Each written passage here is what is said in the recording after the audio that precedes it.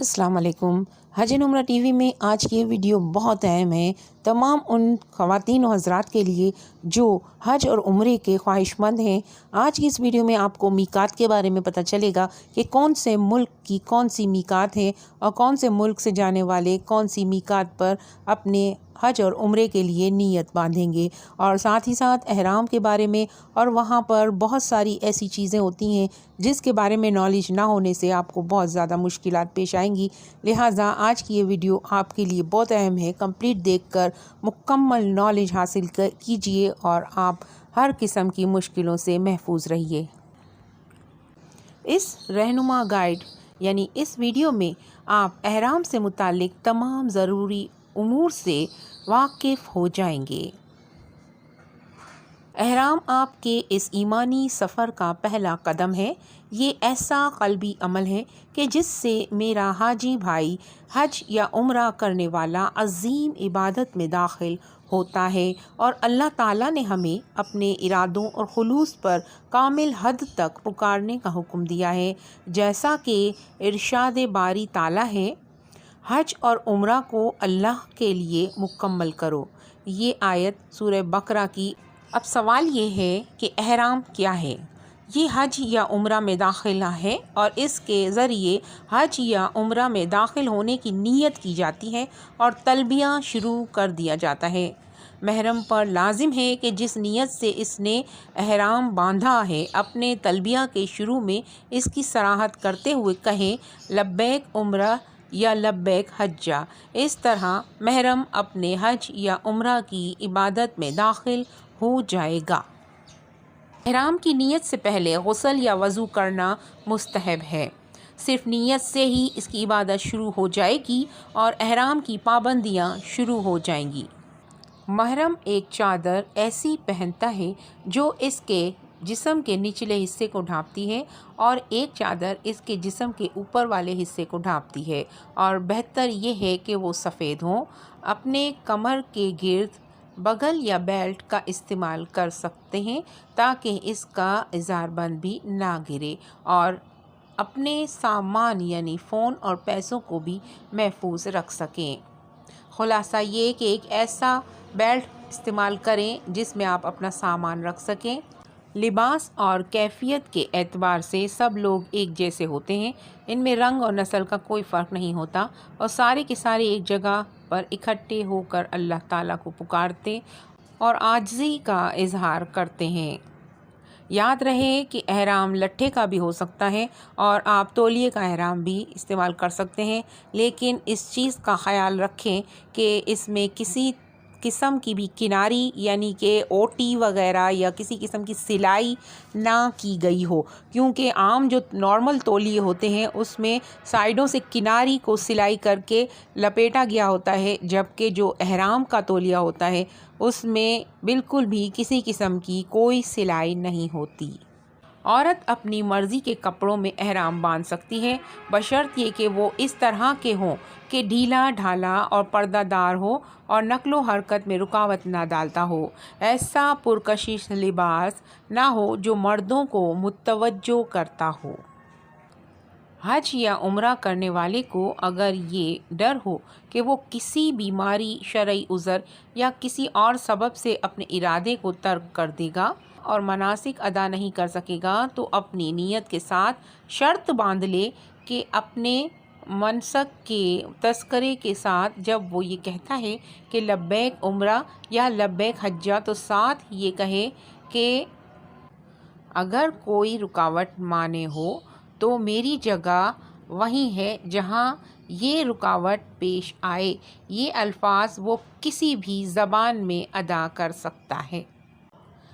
अगर वो इस तरह कह देता है और फिर इसको कोई रुकावट हायल हो जाती है कि अपने मनासिक मुकम्मल नहीं कर सकता, तो इसके लिए जायज़ है कि वो एहराम खोल दे और इस पर कोई कुफ़ारा नहीं होगा। तलबिया इस तरह कहा जाता है, लब्बैक अल्लाहुम्मा लब्बैक, लब्बैक ला शरीक लक लब्बैक, इन्नल हम्दा वन नेमता लक वल मुल्क ला शरीक लक। اے اللہ، ہم تیری حج کی پکار کا جواب دیتے ہوئے، تیری توحید اور عبادت کا اقرار کرتے ہوئے، تیری نعمتوں کا اعتراف کرتے ہوئے اور تیری بادشاہت کے کمال کو مانتے ہوئے یکے بعد دیگرے آتے ہیں۔ یہ حاجیوں کا تعظیم نصب العین ہے، جس سے خالق سبحانہ تعالیٰ کی بندگی اور اطاعت کا اعلان کرتا ہے۔ مرد اونچی آواز سے تلبیہ کہیں گے اور عورتیں آہستہ آواز میں تلبیہ کہیں گی۔ احرام باندھنے کے ساتھ ہی تلبیہ کی ابتدا، تلبیہ کی انتہا۔ عمرہ والا جب بیت اللہ کو دیکھے تو تلبیہ بند کر دے۔ حاجی یعنی حج کے دوران جب جمرہ عقبہ کی رمی کرے تو تلبیہ بند کر دے۔ بیت اللہ کی حرمت کے پیش نظر رسول اللہ صلی اللہ علیہ وآلہ وسلم نے مکہ سے باہر کچھ جگہیں مقرر فرما دیں کہ جہاں سے حج یا عمرہ کرنے والا احرام کے ارد گرد پہنچنے سے پہلے احرام باندھے۔ جہاں سے حج یا عمرہ کرنے والا حرم کے ارد گرد پہنچنے سے پہلے احرام باندھے گا اور تلبیہ کہنا شروع کرے گا۔ جگہیں مختلف اطراف سے آنے والوں کے حساب سے مختلف ہیں۔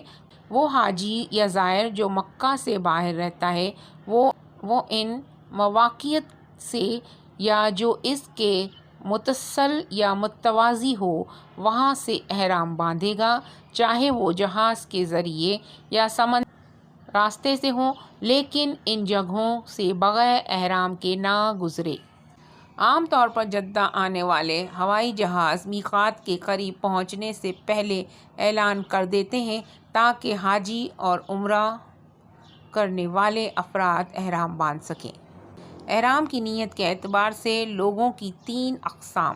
مکہ کا رہائشی، یہ شخص عمرہ کے لیے حرم سے باہر کسی بھی قریب ترین جگہ سے احرام باندھے گا، جیسا کہ تعظیم میں مسجد عائشہ، اور حج کے لیے اپنے گھر سے ہی احرام باندھے گا۔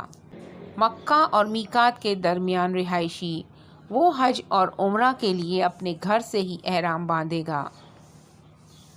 نمبر 3، میقات کے بعد کا رہائشی، اس کے لیے لازم ہے کہ وہ میقات یا اس سے معلقہ کسی جگہ سے حج یا عمرہ کا احرام باندھے۔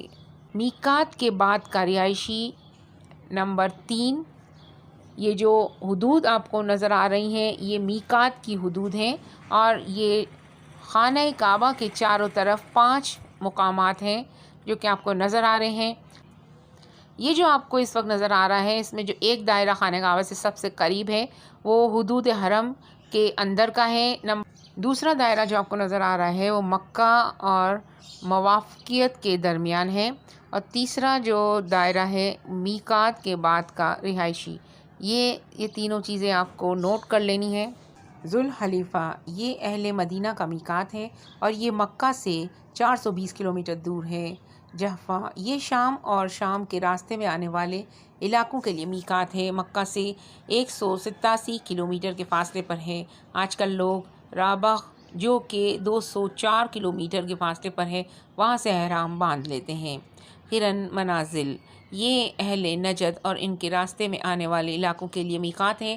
یہ مکہ سے 94 کلومیٹر دور ہے۔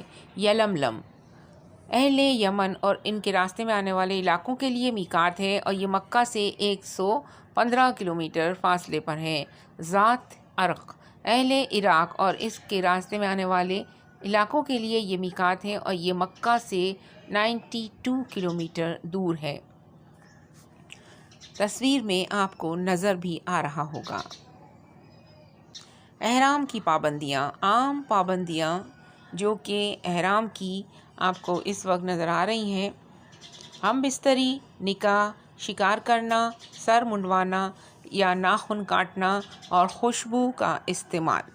مردوں کے لیے خاص پابندیاں: مردوں کے لیے سر کا ڈھانپنا، سلا ہوا لباس زیب تن کرنا، اور عورتوں کے لیے خاص پابندیاں: عورتیں چہرے اور ہتھیلیوں کو ڈھانپیں، یعنی کہ عورتوں کے لیے چہرہ ڈھانپنا اور ہتھیلیوں کو ڈھانپنا غلط ہے، یعنی عورتوں کے لیے چہرے کو ڈھانپنا اور ہتھیلیوں کو ڈھانپنا منع ہے۔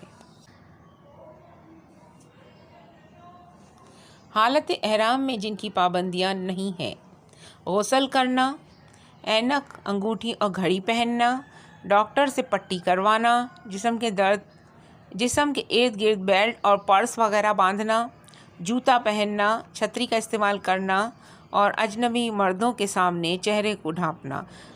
اب آپ لوگ یہ کہیں گے کہ ابھی تو چہرے کو ڈھانپنے سے منع کیا گیا اور اب چہرے سے ڈھانپنے کو کیوں کہا گیا؟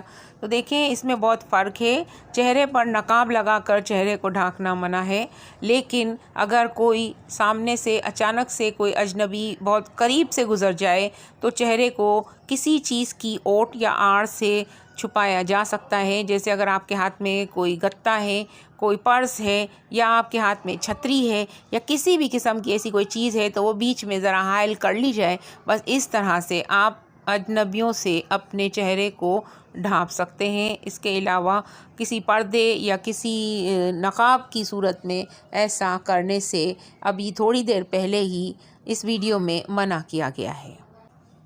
احرام کھولنے کے بعد جسم کے ٹوٹنے اور سوزش سے بچاؤ۔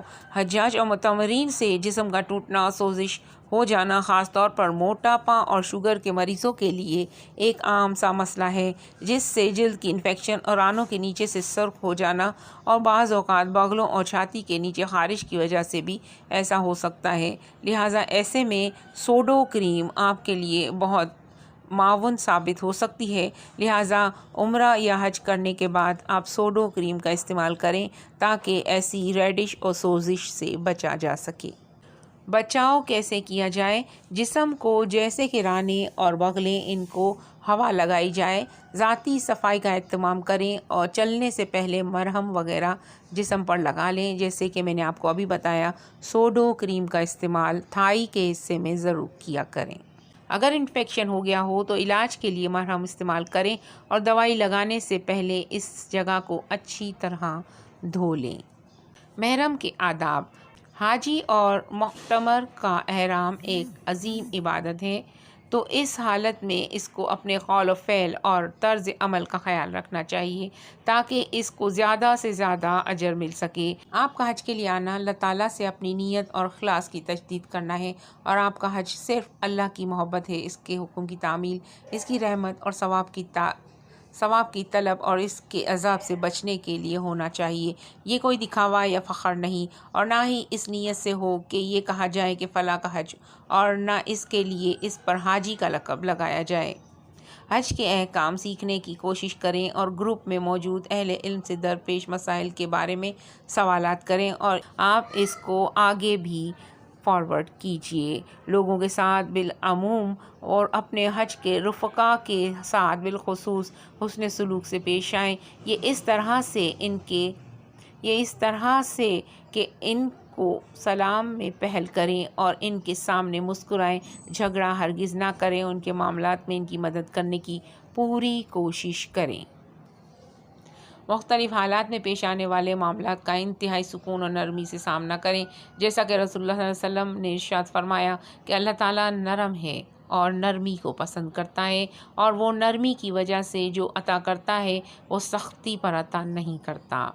حج کے منتظمین اور گروپ کے نگران کی ہدایت پر عمل کریں تاکہ سفر آسان ہو سکے اور دوسروں کو تکلیف نہ ہو۔ یاد رکھیے گا وہاں بہت رش ہوتا ہے۔ بہت زیادہ رش کی صورت میں ہنگامی حالات اور سیکیورٹی خدمات کے لیے 911 کو ڈائل کر سکتے ہیں۔ سعودی عرب پہنچنے کے بعد کے یہ سارے نمبرز ہیں، اور طبی مشاورت اور سوالات کے لیے 937 نمبر ڈائل کر سکتے ہیں سعودی عرب میں، اور ساتھ ہی ساتھ یہ نمبر جو دیا گیا ہے 9200022814 اللہ کے مہمانوں کے سوالات کے جوابات کے لیے وزارت حج اور عمرہ کے دفتر کا یہ نمبر ہے، اور ساتھ ہی ساتھ خاص بیت اللہ اور مسجد نبوی سے متعلق سوالات کے لیے یہ نمبر ہے 1966۔ یہ سعودی حج اور عمرہ کے نمبرز ہیں جو میں نے آپ کو اس ویڈیو میں بتائے ہیں تاکہ آپ کو وہاں جا کر بھی کسی مشکل کا سامنا نہ کرنا پڑے۔ مجھے اپنی دعاؤں میں یاد رکھیے گا۔ ویڈیو تھوڑی لمبی ضرور ہو چکی ہے، لیکن اس ویڈیو سے آپ کی نالج بہت بڑھ چکی ہوگی اور آپ کو ہر چھوٹے بڑے سوال کا جواب مل چکا ہوگا۔ لیکن اگر پھر بھی کوئی سوال ہے تو ضرور مجھے کمنٹ کیجیے، انشاءاللہ تعالیٰ کے تمام کمنٹس کے جواب دینے کی پوری کوشش کروں گی۔ اللہ نگہبان۔